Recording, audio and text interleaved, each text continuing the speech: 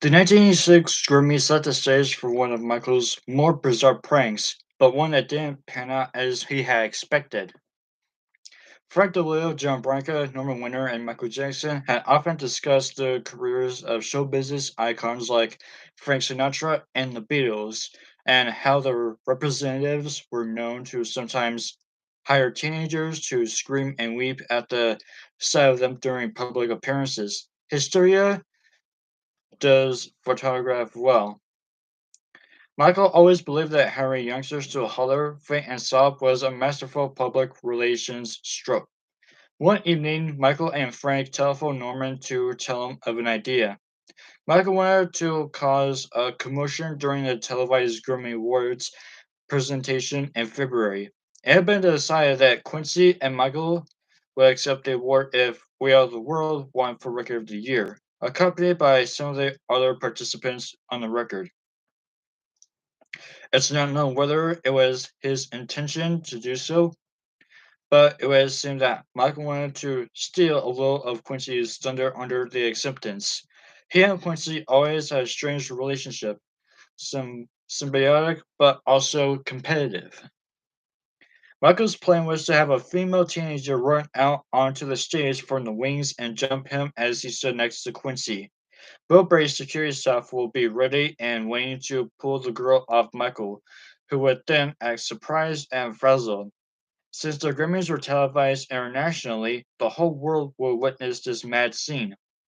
The next day, Michael's popularity and the hysteria caused at the Grammys will be the subject of worldwide news. The scene caused by Jackson's overripe fan would probably be overshadow the fact that We Are the World had won the coveted Grammy for Record of the Year.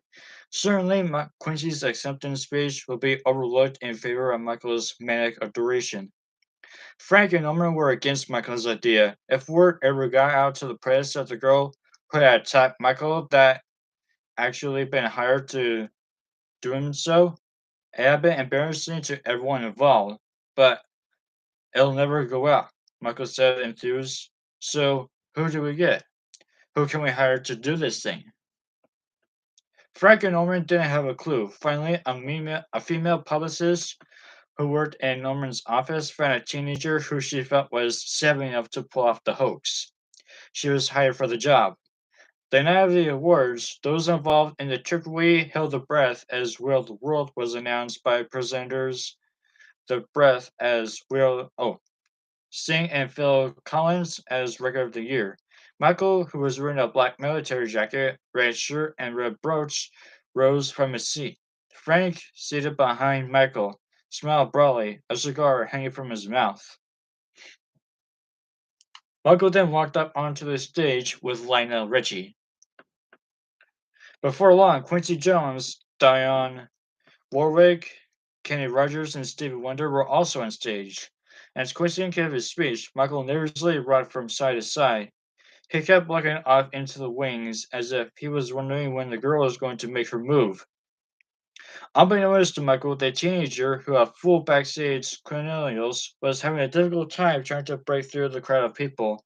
Technicians, production people, members of the press who had gathered in the wings to gawk at the celebrities on stage. Before the hapless attacker knew what was happening, the speeches were over and she had missed her moment. The scheme didn't work.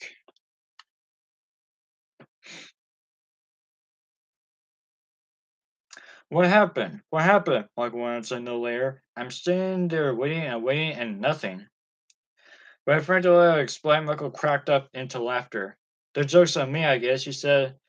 I didn't even concentrate on what was going on because I'm waiting for this girl to come out and jump me, and she never did. Quincy and I were screaming so much he thought I had to go to the bathroom.